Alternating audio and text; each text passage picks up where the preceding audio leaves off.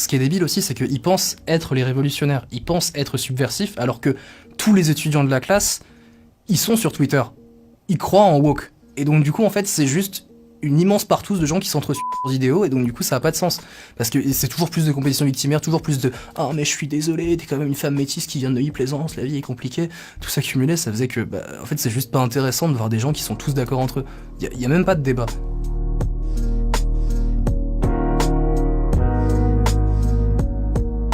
J'ai 19 ans, je suis né à Paris et j'ai grandi en Seine-et-Marne. Je suis actuellement étudiant en L2 dans une université de sciences humaines. Et je suis ici pour expliquer pourquoi est-ce qu'il y a des gens qui se détournent de la gauche et qui commencent à adopter des points de vue dits droitards.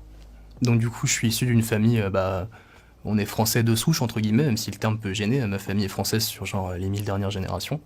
Mes parents, d'une manière générale, sont ce qu'on appelle des boomers. Et du coup, ils ont pris de plein fouet le gramisme de la gauche hippie, en gros. Donc du coup, il y avait quand même certaines idées qui étaient restées. Après, mon père est un médecin qui travaille sur le terrain depuis maintenant une trentaine d'années, donc il a eu le temps de se confronter à la réalité des banlieues françaises et puis d'assimiler certains trucs.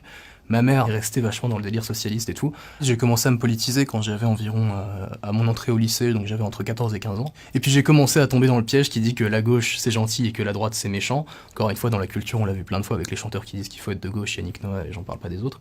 Et donc du coup, vu qu'à cet âge-là, on a plutôt des idées dites extrêmes, je me suis plutôt engagé dans les extrêmes. Donc j'étais à fond chez la France Insoumise, je me définissais communiste, j'étais là pour tacler du facho. C'était l'âge en fait. Et puis je me posais pas de questions, je remettais pas en cause la vérité qu'on me donnait parce que pour moi c'était forcément vrai. J'allais aux apéros de la France Insoumise, je militais sur Facebook, j'ai un ami, c'était un témoin de Jéhovah. Il appelait les gens directement et il disait « Bonjour, vous avez entendu parler du programme du camarade Jean-Luc Mélenchon parce qu'il est vraiment très gentil. » Donc c'était une forme de militantisme qui était vraiment agressive et moi j'étais totalement là-dedans. Parce que je me sentais appartenir à une communauté et à une forme de révolution, même si c'était une grosse blague au final. J'ai commencé à remettre en question l'idéologie qu'on me donnait quand je me suis rendu compte que la gauche se soumettait à des luttes identitaires et communautaires qui n'étaient pas nécessaires en France. C'est les fameux camps d'été décoloniaux. Donc quand on a commencé à discriminer une population en fonction de sa couleur de peau, en l'occurrence les blancs, je me suis dit « Eh mais c'est du racisme !» Et on m'a répondu « Non, c'en est pas, parce que mâle blanc, hétéro, cis privilégié, ta gueule !»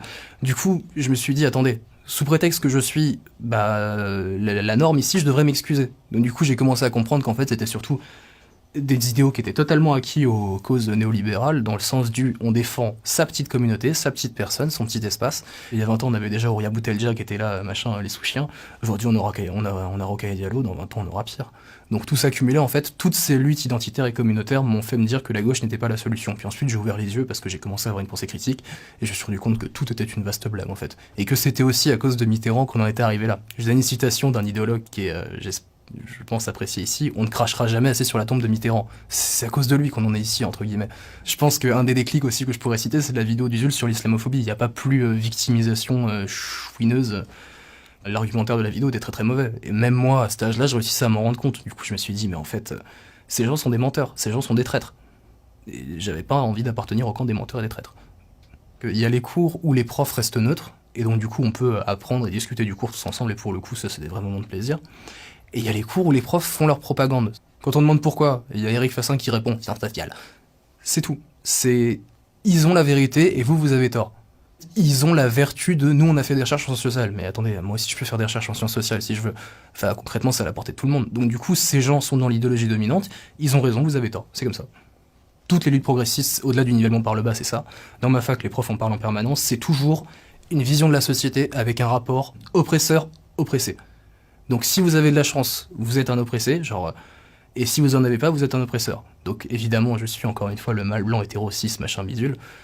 En fait, concrètement, non, les choses peuvent pas marcher comme ça parce qu'on peut pas inventer un coupable imaginaire à toutes ces causes en transposant des problèmes personnels, en les faisant passer pour des faits sociaux et dire « Ah bah tiens, on a un coupable à exterminer ». Parce que il y a beaucoup de haine derrière ça aussi, je pense. Mais j'avais une professeure pendant un semestre de ma deuxième année de licence qui était là pour l'idéologie. On avait une matière qui s'appelait Géographie des Nords, qu'on aurait pu appeler socio-gauchisme ou bien pensance industrielle, ou simplement le marxisme pour les nuls en fait. Et chaque cours, c'était une nouvelle lutte de victimes opprimées, selon ses définitions. Donc d'abord, il y avait les femmes, puis ensuite les homosexuels, puis ensuite les transgenres, puis ensuite les noirs, puis ensuite les musulmans. Et à chaque fois, on était dans le « Oh mon Dieu, ces personnes sont opprimées, oh mon Dieu, on doit s'excuser pour elles et ramper ». Je le dis comme ça, jamais je m'excuserai de ce que je suis, parce que je suis quelqu'un de droit dans mes baskets. Quand je dis à des gens de ma fac que j'aimerais que la France redevienne la France, je suis le facho. Donc à partir de là, il n'y a plus de discours possible. D'ailleurs, c'est toujours les gens qui fuient le débat. Une fois, j'avais démontré à un mec pourquoi est-ce que le racisme anti-blanc était une réalité et pourquoi est-ce qu'il disait des conneries. Il a boudé. Enfin, il est parti. Ces gens fuient le débat en fait à chaque fois parce qu'ils savent qu'ils ont tort. Je pensais pas être non plus le seul à remettre en cause tout ce qu'on disait, par contre j'étais le seul à le faire publiquement. C'est-à-dire qu'il y avait ceux qui étaient pas d'accord mais qui laissaient courir parce qu'ils étaient là pour avoir leurs examens. Moi j'ai un sale défaut, je supporte pas qu'il y ait des gens qui disent des conneries, je supporte pas qu'il y ait des gens qui se trompent en fait. C'est peut-être un sentiment chrétien qui fait qu'on a envie d'aider les gens, mais concrètement, je remettais en question ce que disaient certains profs parce que je me disais c'est juste pas possible. Et donc du coup c'est pour ça que je me fichais auprès de certains et que j'étais el famoso facho. Concrètement, que ce soit le camp que vous détestez ou le camp que vous admirez, remettez toujours en question ce qu'on peut vous dire, faites-vous toujours votre propre avis, et n'ayez jamais peur du jugement des autres. Ayez un esprit critique, ne mentez ni à vous ni à vous-même, et si vous êtes trop lâche ou alors trop flemmard pour exposer vos idées, taisez-vous.